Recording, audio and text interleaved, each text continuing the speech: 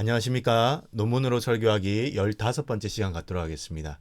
김학철 교수님의 하늘나라 비유로서 달란트 비유 다시 읽기, 주인과 세 번째 종의 상호평가 중 어느 것이 옳은가라는 마태복음 25장의 내용을 오늘 같이 한번 살펴보도록 하겠습니다.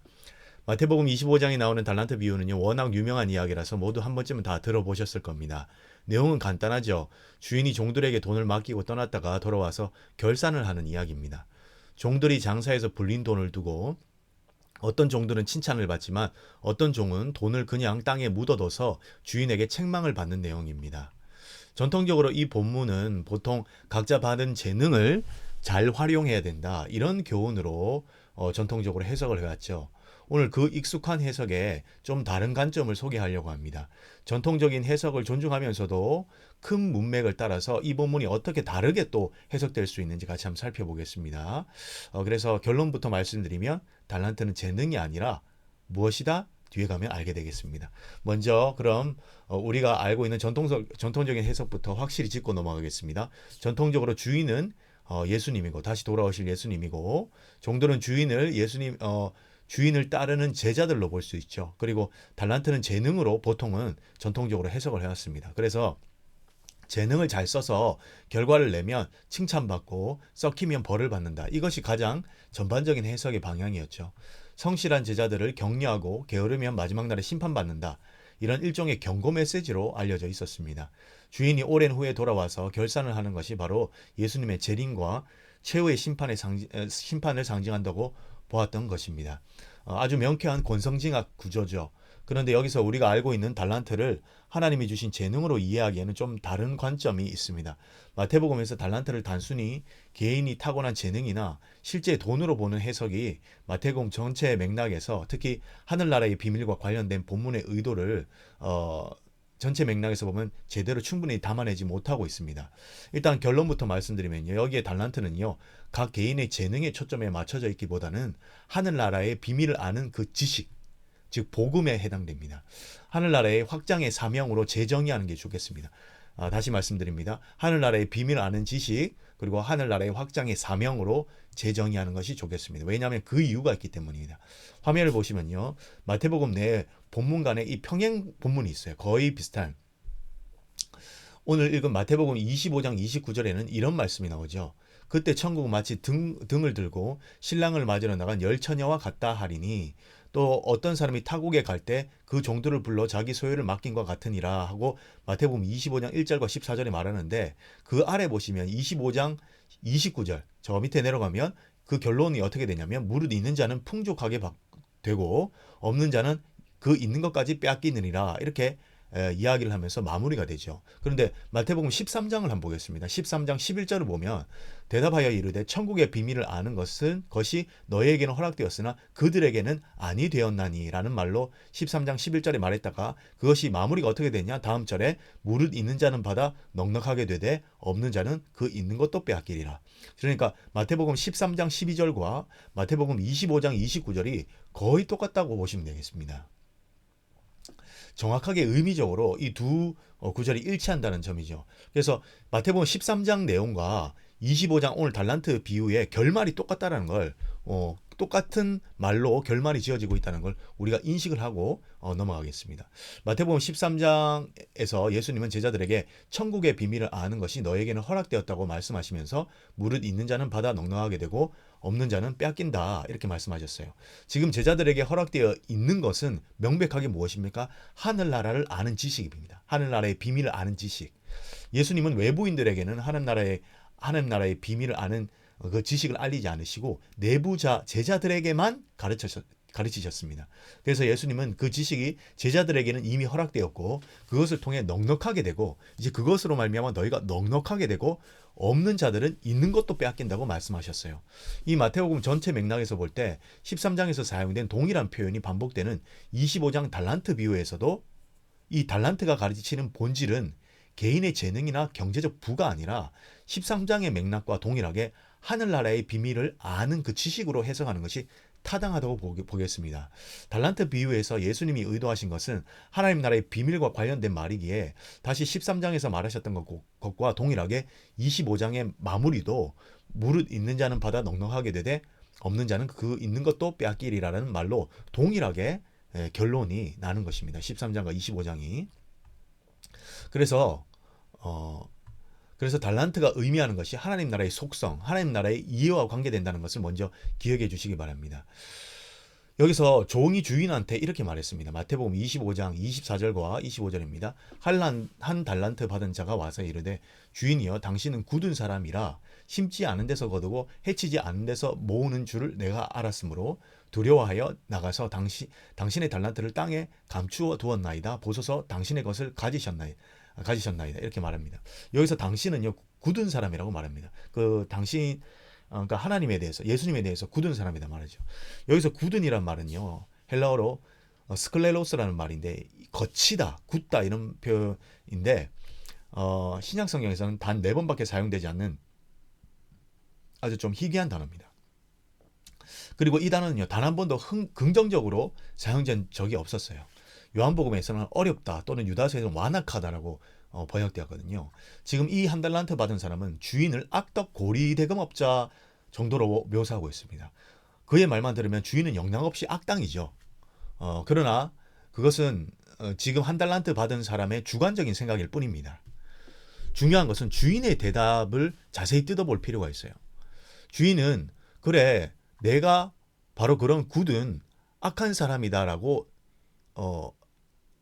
인정하지는 않습니다. 주인은. 당연히 그렇지 않겠습니다. 대신 어떻게 말하죠? 마태복음 25장 26절과 27절을 보면 그 주인이 대답하여 이르되 악하고 게으른 종아 나는 심지 않은 데서 거두고 해치지 않은 데서 모으는 줄로 내가 알았느냐. 그러면 내가 마땅히 내 돈을 취하리라. 취리하는 자들에게 맡겼다가 다시 돌아와서 내가 다시 돌아와서 원금과 이자를 받게 하였을 것이니다. 이렇게 말합니다. 지금 주인은 악하고 게으른 종아 네가 정말 나를 심지 않은 데서 거두는 그런 거친 사람으로 알았다면 내 돈을 은행에라도 맡겨서 이자라도 받아야 했지 않겠느냐 이렇게 말하는 겁니다. 이것은 동의가 아니라 명백한 방박이죠. 그러니까 한 달란트 받은 종에게 주인이 하는 말은요. 너가 날 그렇게 나쁜 놈으로 생각했다 쳐도 너의 행동은 앞뒤가 안 맞는 것이다. 야, 돈을 은행에라도 맡겨서 이자라도 받았어야지 라는 이런 뉘앙스죠. 맞죠? 이것은 주인이 종의 말을 인정한 것이 아니라 오히려 종의 논리를 이용해서 비꼬는 겁니다. 종의 말을 그대로 받아서 변명의 그 비논리성을 폭로하는 일종의 수사학적 기법인 것이죠. 네 논리대로라면 최소한 은행에 맡기는 행동이라도 했어야지. 땅에 묻어두는 건 도대체 무슨 행동이 그건 어디서 배운 것이냐 이렇게 질책하는 겁니다. 여기서 중요한 것은요. 주인이 오랜 후에 돌아왔다는 점도 중요합니다. 이 지점도 아주 의미심장한데 만약 주인이 정말 악랄한 착취하는 그런 고리대금업자 그런 사람이라면 종들을 닥달해서라도 단기간 내에 이익을 뽑아내려고 했을 겁니다. 그렇지 않겠습니까? 전화기가 없지만 그 당시에는 전화기가 없지만 오늘날 같으면 어떻겠습니까? 맨날 전화해가지고 오늘 하루만큼이야 달란트가요. 한 달란트가 지금 올해 지금 시세로 한 30억 정도 된다 그러는데 여러분 30억이면 하루에 이자만 해도 몇백만 원씩 안 나오겠습니까? 그러면 매일 전화해가지고 이자 받아내려고 하는 그런 사람으로 묘사되지 않겠습니까? 그런데 주인은 전혀 그런 사람이 아닙니다. 오랫동안 아무 소식이 없어요. 그 종들에게 달란트를 맡기고 마음껏 맡기고 간 겁니다. 오랫동안 떠나 있을 만큼 종들을 신뢰한 사람이라고 보는 게 좋습니다. 여기서 악하고 게으르다는 표현에 이 비유를 푸는 또 다른 열쇠가 있습니다. 이 단어의 원어의 의미를 파고들면 의미심장합니다. 게으르다고 번역된 오크네로스라는 단어는요 나태하다는 뜻도 있지만 그보다는요 주저하다, 망설이다, 심지어 두려워하다는 뜻으로 더 자주 쓰입니다. 게으름이 아니라 두려움이라는 걸 잘 기억해 주십시오. 뉘앙스가 완전히 다릅니다. 이것을 적용하면 세 번째 달란트 받은 종의 행동은요 기존의 모습과는 전혀 다르게 보입니다.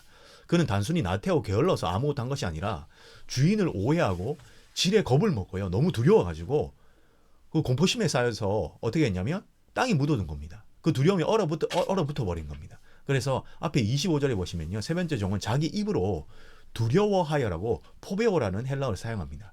이 두려워하다는 말은 마태복음 1장 20절에 사용됐거든요. 1장 20절 제가 읽어보겠습니다. 주의 사자가 현명하여 이르되 다윗의 자손 요셉아 내 아내 마리아 데려오기를 무서워하지 말라. 오해하지 말고 의심하지 말라는 겁니다. 그런데 그런 오해와 의심, 두려움이 그 오해와 두려움으로 세 번째 종은 그 주인을 바라봤던 겁니다. 또한 악하다라는 평가에 대해서도 알아보겠습니다. 혹자는요, 주인이 두려워하는 종에게 무슨 잘못을 했다고 어떻게 악하다고 말할 수 있는가라고 생각하시는 분들이 있는데 의도는 그렇지가 않습니다. 이 악한으로 번역된 포네로스라는 단어도 문맥상 우리가 생각하는 도덕적이고 윤리적인 사악함과는 좀 결이 좀 다릅니다. 학자들 중에 포네로스를 단순히 도덕적인 악함으로만 해석하지 않고 실용적인 차원에서 무익함, 쓸모없음을 의미한다고 해석합니다. 예를 들어 마태복음 내 용례를 보면요, 우리가 잘 아는 마태복음 7장에 좋은 나무와 나쁜 나무 비유가 있지 않습니까? 여기서 좋은이란 말은 아가도스고 나쁜이란 말이 포네로스인데 예수님은 이 두 나무를 대조합니다. 여기서 나쁜 나무는요, 도덕적으로 악한 나무가 아닙니다. 그렇지 않겠습니까? 세상에 도덕적으로 악한 나무가 어디 있겠습니까? 나무의 인격이 어디 있습니까? 선하다 악하다라고 표현할 수 없죠. 그런데 그렇기 때문에 좋은 열매를 맺지 못하는 나무는 쓸모없는 나무입니다. 쓸모없는 나무. 그래서 썩은이라는 사프로스라는 나무와 의미가 호환된다고 이렇게 말합니다. 또 다른 마태복음 13장의 그물 비유에서도 물고기를 잡아 좋은 것과 못된 것, 포네로스를 나눌 때 못된 것은 상품 가치가 없고 식용으로 부적합하여 버려지는 무가치한 물고기를 의미합니다. 무슨 도덕적으로 악해서 야, 이놈들이 막 사람을 손가락으로 물어 뜯어서 그렇게 해서 갖다 버리는 게 아니죠. 마태복음 저자는 이것을 내면의 악과 무익함으로 연결합니다. 마태복음에서 실용적인 무익함, 곧 내면의 도덕적 악을 폭로하는 증거라고 이 실용적인 무익함은요, 내면의 도덕적 악을 폭로하는 증거라 볼 수 있습니다. 거짓 예언자나 독사의 자식들이 나쁜 포네로스 열매를 맺는 것은 그들의 내면에 악에 쌓여 있기 때문입니다. 즉 겉으로는 양처럼 보여도 실질적으로는 하나님 나라의 유익한 열매를 맺지 못하기 때문에 그야말로 무익한 종이요 쓸모없이 버려져야 하고 심판받아야 할 대상들인 겁니다. 그래서 마태복음 25장 30절에도 나오죠. 그래서 마태복음 저자는요, 악한이라는 이 포네로스라는 단어로 세 번째 종이 무익한 종임을 표현한 겁니다. 그리고 결정적인 증거는 바로 주인이 직접 말한 말에서도 볼 수가 있어요. 마태복음 25장 30절을 한번 보겠습니다. 무슨 말이 나옵니까? 이 무익한 종을 바깥 얻은 대로 내쫓으라. 무익하다고 말해요. 악한 종이라고 표현한 게 아니라 무익한 종. 주인이 직접 세 번째 종을 무익한 종이라고 말합니다. 그래서 이 말과 연결되어 심판의 근거가 되는 것이죠. 왜냐하면 주인이 직접 30절에 무익한 종이라고 명명하기 때문입니다. 다시 말해서 세 번째 종, 즉 한 달란트 받은 이 악한 종은요, 곧 무익한 종, 쓸모없는 종으로 보시는 게 좋습니다. 이러한 언어적 이해를 바탕으로 마태는 주인이 세 번째 종을 악하다라고 평가한 것은 그가 구체적인 범죄를 저질러서가 아니라 주인의 뜻인 이 물질을 불리는 사역에 감당하지 못했기 때문에 이것을 다른 말로 이제 이걸 바르게 이렇게 변형시키면 하나님 나라의 확장에 동참하지 않았기 때문에 이것에 기여하지 못하고 아무런 유익을 남기지 못했기 때문에 무익한 존재라고 말할 수 있는 겁니다. 요약하자면 세 번째 종이 두려워하고 악하며 게으른 것은 하나님 나라의 확장을 위해 일하기를 주저하고 결과적으로 아무런 열매도 맺지 못하고 무용하고 쓸모없는 상태에 빠져 있었기 때문에 이것이 곧 마태복음이 말하는 제자의 악함입니다. 주인이 맡긴 가능성 가지고 아무 결과도 아무런 열매도 만들어내지 못한 상태, 이것을 악하다고 표현한 것이죠. 주인을 가혹한 착취자라고 오해한 데서 비롯된 두려움 때문에 결국 아무것도 하지 못하고 쓸모없는 무익한 상태에 머물러 있는 것, 그 자체가 악한 것입니다. 우리가 그렇다 보시면 되겠죠. 마태복음 독자들, 이 마태 당시 공동체 마태 교회는요, 이미 하나님 나라의 비밀을 아는 내부인과 그렇지 못한 외부인의 구분에 익숙해져 있었습니다. 따라서 마태는 이 비유가 교회 구성원들에게 각자가 소유한 하나님의 나라에 대한 그 지식을 가지고 주저하지 말고 그 나라를 선포하고 확장하라는 가르침으로 주어졌다고 보는 것이 준 거라고 보는 것이 바람직합니다. 단순히 개인의 재능을 개발하라는 자기 개발적인 교육보다는 박해와 착취의 상황 속에서도 하나님 나라의 그 통치, 복음을 세상에 드러내는 그 사명을 강조하고 또 격려하고 또 한편으로 경고하는 것입니다. 왜 그렇게 읽어야 하냐면 달란트 비유는요, 종말을 대비하는 제자도에 다루는 일련의 이 비유들 24장부터 종말 관련된 이야기들이 계속 나오거든요. 그 비유 안에 위치하고 있기 때문입니다. 마태는 이 문맥에서 요구되는 것은 단순한 재능 활용이 아니라 주인이 부재한 세상 속에서 하늘나라의 가치, 이 복음의 가치를 선교적인 이 마인드로 적극적으로 실현해서 확장하라는 선교적 메시지라 볼 수 있겠죠. 우리가 달란트 재능이 달란트를 재능이 아닌 하나님 나라의 비밀을 아는 지식이라고 보는 이유는 아까 마태복음 13장의 내용과 연결해서 살펴봤습니다. 거기에서도 씨 뿌리는 비유도 13장에 나오거든요. 그 해석과 25장의 달란트 비유의 결론이 공유하는 언어적 유사성 때문에 달란트 비유가 나오는 큰 문맥이 종말론적인 이 제자도를 말하는 가운데 또 등장하고, 그래서 잘 맞아떨어진다는 것이죠. 이를 통해서 달란트가 하늘나라를 이해하고 확장하는 복음적 사명을 상징한다고 보는 게 좋겠습니다. 한편 여기서 중요한 점은요, 한 달란트 받은 종은요, 주인을 제대로 알려고 하지 않았다는 점입니다. 자기 머릿속에 만들어 놓은 가혹한 주인의 이미지에 스스로 갇혀서 겁에 질려서 두려워하고, 그래서 가장 안전하다고 생각한 선택, 즉 땅에 묻어버리는 길을 선택한 겁니다. 여기서 땅이 묻어버렸다는 표현을 진짜 문자적으로 땅이 묻어버렸다 그렇게 보는 것보다 보기보다는 이 복음의 가치를 그냥 활용하지 못하고 그냥 묻어뒀다 이렇게 보는 게 낫겠죠. 주인을 오해한 종의 이 두려움이 모든 문제의 시작이었어요. 그렇다면 이 비유가 궁극적으로 말하려는 하나님 나라의 비밀과 어떻게 연결될까요? 여기서 달란트가 대체 무엇을 상징하는가가 중요합니다. 아까 말했듯이 돈과 재능 이런 건 아닙니다. 바로 예수님이 제자들에게만 알려주셨다고 하는 하나님 나라의 비밀을 아는 지식 아닙니까? 복음의 그 깊이 넓이 아니겠습니까? 다시 마태복음 13장 11절과 12절을 보면 대답하여 이르되 천국 하나님 나라의 비밀을 아는 것이 너에게는 허락되었으나 그들에게는 아니 되었나니 무릇 있는 자는 받아 넉넉하게 되고 없는 자는 빼앗긴다. 마태복음 13장에 보면 예수님이 하늘나라의 비밀을 아는 것이 너희에게만 허락되었다고 말합니다. 달란트가 그냥 돈이 아니에요. 돈이 아닙니다. 하늘나라의 가치 그 자체를 의미한다고 볼 수 있습니다. 그럼 종들의 행동이 완전히 다르게 해석되죠. 이 관점으로 보면 이윤을 남긴 두 종의 행동은 그냥 장사를 했다는 차원이 아닙니다. 그들은 자신이 받은 그 귀한 하늘나라의 가치와 비밀을 가지고 세상으로 나가서 세상이 알지 못하는 이 비밀, 이 복음의 소식을 가지고 적극적으로 활동하고 전파하여 박해와 어려움 속에서도 그것을 전하였다는 것이죠. 그 결과 하늘나라의 가치가 각자 2배로 확장됩니다. 그렇다면 세 번째 종이 달란트를 땅에 묻어둔 행동은 이제 명확하죠. 하늘나라의 비밀이나 엄청난 가치를 받았음에도, 알고 있음에도 불구하고 세상이 두려워서 또 주인을 오해해서, 이 주인을 오해한다는 것은요, 저는 개인적으로 이렇게 생각됩니다. 세상의 압제와 박해 때문에 주인을 오해하게 된 겁니다. 우리도 여러분들이 내 삶에 어려움들과 힘든 일들이 많이 닥치면 하나님이 나에게 왜 이러시나, 하나님은 악한 분이다 이렇게 오해해버릴 수 있지 않습니까? 하나님에 대한 인상을 잘못 가질 수 있지 않습니까? 주인을 오해해서, 그래서 그것을 난 복음 전하기에는 나에겐 실력도 없고 능력도 없고 나에게 내가 가진 환경도 이런데 내가 무슨 복음을 전할 사람이겠나 싶어서 그냥 주저앉아 버린 사람들. 그래서 그걸 자기 안에만 꼭꼭 숨겨두고 아무에게도 보여주지 않는 상태를 상징하는 겁니다. 아무런 열매도 아무런 확장도 일어나지 않은 것이죠. 그럼 이 비유는 도대체 누구를 향한 메시지일까? 왜 이런 비유가 나올까? 이 비유는 당시 막강한 로마 제국의 그 지배 아래에 있던 신앙했던 그 마태 공동체, 교회를 향한 메시지였다고 보는 것이 좋겠습니다. 한번 세상에 보십시오. 세상의 논리는요, 너무나 거대하고 강력해 보이는데 자신들이 믿는 하나님 나라의 이 가치, 복음의 가치는요, 어쩐지 연약해 보일 수 있다는 겁니다. 사도 바울도 매번 그런 이야기를 하지 않았습니까? 또 그 복음이 확장되는 게 너무나 더디고 작아 보이고 힘없어 보이는데, 그래서 내 삶의 전부를 이 복음에 드려야 할 만큼 가치가 있을까라고 자꾸 의심이 드는 겁니다. 그 안에서 두려워하고 주저하는 사람들이 교회 안에도 분명히 있었을 겁니다. 바로 그들을 향해서 두려워하지 말라고. 너희가 받은 하늘나라의 가치, 그건 땅에 묻어둘 만큼 사소한 것이 아니라는 겁니다. 담대하게 그것을 가지고 세상으로 나가 확장시켜라. 그것이 너희의 사명이다라고 격려하고 또 한편으로 경고하는 메시지입니다.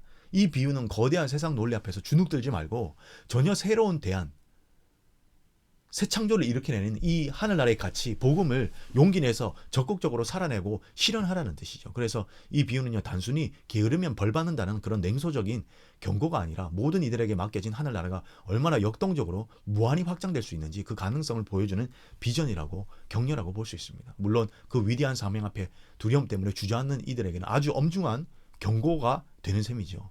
우리는 재능을 잘 쓰라는 익숙한 교훈에서 시작해서 주인을 오해한 두려움 때문에 하나님 나라의 참 지식을 땅에 묻어버린 이 무익한 종의 이야기까지 우리가 지금까지 살펴봤습니다. 그리고 그것이 압도하는 세상의 가치관 앞에 주눅들어서 신앙을 감추려고 또 복음의 능력을 믿지 않는 자들을 하나님께서 이 말씀을 통해 다시 깨우려고 다시 또 경고하고 깨우려고 하시는 하나님 나라의 이 하나님의 어떤 격려라는 차원까지 우리가 살펴볼 수 있습니다. 그래서 이 비유는요, 우리 모두에게 복음을 작게 만드는 이 두려움이 무엇인지 묻는 겁니다. 그렇지 않습니까? 여러분들 특히 목회자인 저와 같은 사람들이 개척을 한다거나 하면 엄청나게 두려워하거든요. 안 될까봐.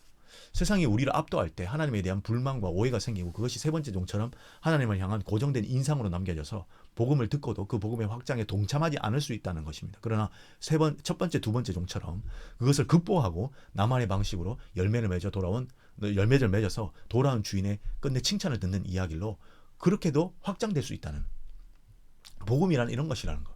우리가 달란트를 인간의 개인의 능력이 아닌 하늘의 가치와 선교적 사명으로 이해하고 읽을 때 그럴 때 오는 큰 유익이 있죠. 바로 인간의 능력과 실력을 발휘하는 성공주의 신학과 자본주의적 이윤 추구를 정당화하는 그런 세상 논리, 그런 논리들과 맞설 수 있다는 겁니다. 이 하나님의 나라의 가치는 완전히 다르다는 것을 이 본문을 통해 설명할 수 있는 것이죠. 다시 말해서 오늘날 자본주의 세계 질서 속에서 이 비유가 무한 경쟁이나 이윤을 극대화하는 것으로 옹호하는 그런 근거로 오용되는 것을 막을 수 있다는 겁니다. 하나님 나라의 경제적 이득을 많이 남긴 자들이 칭찬받는 것이 아니라 마음이 가난한 자들, 의를 위해 핍박받고 복음을 위해 인내하고 견뎌내는 자들을 위한 말씀이 바로 이 달란트 말씀이다. 그래서 어쩌면 이렇게 해석되어야 하지만 이 말씀의 위치를 제대로 잡을 수 있다는 것이죠. 왜냐하면 또 이 달란트 비유 바로 다음에 나오는 양과 염소의 비유가 있습니다. 25장 31절에서 46절.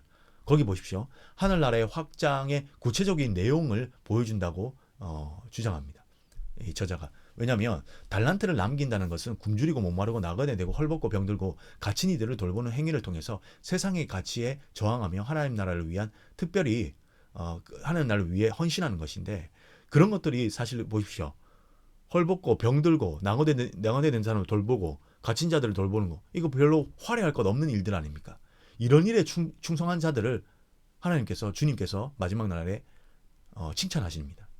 결국 세 번째 종의 실패 원인은요, 게으름이 아닙니다. 그렇다면 무엇입니까? 바로 세상의 가치에 압도된 주저함과 두려움이었던 거예요. 반복음적인 그 세상의 앞에서 그 어마어마한 그 세상이 가져다주는 가치관, 거기에 위협감을 느끼고 또 세상이 실제적으로 로마 당시는 위협과 박해를 하지 않습니까? 그 두려움을 느껴서 하나님 나라의 일을 주저하거나 복음 전파하는 일에 나서지 않았다는 겁니다. 그걸 회피하고 자기의 생명을 소중하게 여긴 것처럼. 세 번째 종처럼 안전제일주의에 빠져서 사명을 땅에 묻어두지 말고 위험을 감수하더라도 적극적으로 하나님 나라의 일을, 가치를 세상에 전파해야 한다는 것은 그것이 이제 메시지죠. 바로 이걸 통해서 교회가 그 당시 어떤 모습이었는지를 우리에게 간접적으로 가르쳐 주는 거죠. 교회 일부 중 셋 중에 한 명은 이렇게 복음 앞에서 주저했었다. 교회 안에 있으면서도 제자라고 부름을 받았음에도 이런 모습으로 볼 수가 있겠습니다. 이 비유는 이윤을 내지 못하면 생존할 수 없다는 현대의 냉혹한 논리에 동조하는 것이 아닙니다. 오히려 로마의 지배체제 아래서 신화하는 사람들을 불러 모아 하나님 나라의 복음을 확장시키라는 격려와 도전을 주는 것이죠. 제자도는 세상을 등지거나 소극적으로 숨는 것이 아니라 지배 이데올로기라는 다른 하나님 나라의 비밀을 세상 한복판에서 적극적으로 드러내는 것입니다. 맞죠? 그래서 달란트를 땅에 묻지 않고 장사한다는 것은 곧 이런 선교적 사명을 적극적으로 수행함을 의미합니다. 결론적으로 달란트 비유는요, 경제적 성공 논리를 거부하고 소외된 이웃들을 돌보는 정의와 자비를 실천을 통해 두려움 없이 세상 속에서 하나님 나라의 통치를 확장해 나가는 삶을 의미합니다. 그리고 저자는요, 이 포도원 주인 비유와 25장에 20장에 나오죠. 포도원 주인 비유와 이제 연결해서 보는데, 왜냐하면 이 포도원 주인 비유를 보면 성과나 결과와 양에 상관없이 동등한 보상을 하지 않습니까? 그런데 이 달란트 비유도 보면요, 가만히 한번 보십시오. 이 5달란트 받은 남긴 사람이나 5달란트, 2달란트 받은 사람이 배로 이제 열매를 남기는데 거기에 대한 칭찬은요, 단 한 구절도 틀리지 않고 똑같은 칭찬을 하나님이 두 사람에게 동일하게 합니다. 더 많이 남겼으니까 뭔가 더 많은 보상이나 칭찬이 있을 것 같은데 그렇지 않다는 것이죠. 그래서 마태복음 25장 21절과 25장 23절을 보시면요, 토시 하나 틀리지 않고 똑같은 말을 합니다. 이러한 보상 방식이 선한 포도원 주인의 비유와 맥을 같이 한다고 봅니다. 포도원 비유에서도 주인은 아침부터 일한 사람이나 오후 늦게 와서 일한 사람, 노동시간의 양과 상관없이 동일하게 약속된 한 데나리온을 지급하죠. 결과가 아닌 성실성에 기초한 평가라는 걸 우리가 알 수 있습니다. 그렇죠. 요약하자면 두 비유의 공통된 보상 원리는 능력과 성과의 차이를 넘어 각자의 자리에서 보상해준 각자의 자리에서 보여준 성실함에 대해 베푸시는 주인의 은혜롭고 동등한 대우라고 볼 수 있습니다. 그리고 조금 전 말했듯이 양과 염소의 비유 또한 이걸 이제 잘 연결하면 아주 좋다는 예를 또 마지막으로 하고요. 마치 이 이야기를 마치면서요. 이 달란트를 남긴다는 것은 경제적인 부를 축적하는 것이 아니라 세상의 가장 작은 자들, 이 양과 염소의 비유와 연결해서 본다면 세상의 가장 자들에게 하나님 나라의 복음의 가치를 구현하는 사랑의 실천이라고 이제 볼 수가 있습니다. 왜냐하면 달란트 비유가 그럼 도대체 이 돈을 남긴다는 건 뭘 의미합니까? 구체적인 행동이 뭡니까?라고 질문이 올 수 있지 않습니까? 그 질문의 답이 바로 다음에 나오는 양과 염소의 비유라는 것이죠. 양과 염소의 비유를 통해서 그 성실하게 했던 사람들이 어떤 구체적인 일들 목록을 나열하지 않습니까? 그것으로 볼 수가 있습니다. 결국 세상의 지배체제가 두려워서 주저하며 하나님 나라의 방식인 소외된 자들을 돌보며 세상에 저항하고 대안을 제시하는 일을 포기하는 그런 자들이야말로 한 달란트 받은 자들인데, 이 한 달란트 받은 자들을 통해서 당시 교회의 실상과 그리고 또 선교적 사명을 우리가 감당해야 된다. 그리고 이 한 달란트 받은 자는 하나님 나라의 확장에 성실히 수행할 수 없었던 자였는데 두려움에 시달렸던 자라는 걸 우리가 기억하고 이 비유를 통해서 우리가 기존에 갖고 있던 재능 위주의 해석들이 왜 배제돼야 되고 거부돼야 되는지 우리는 그 이유를 잘 찾을 수 있습니다. 오늘 이 이야기를 통해서 김학철 교수님의 논문을 한번 직접 찾아보시면 되게 좋고요. 달란트 비유 가운데 가장 좋은 국내 논문이 아닌가 이렇게 생각됩니다. 이 논문을 통해서 설교를 좀 더 확장시키시고 그리고 묵상하면서 복음의 가치를 다시 한번 생각하시는 우리 모든 성도님들 설교자들 되시기를 바라겠습니다.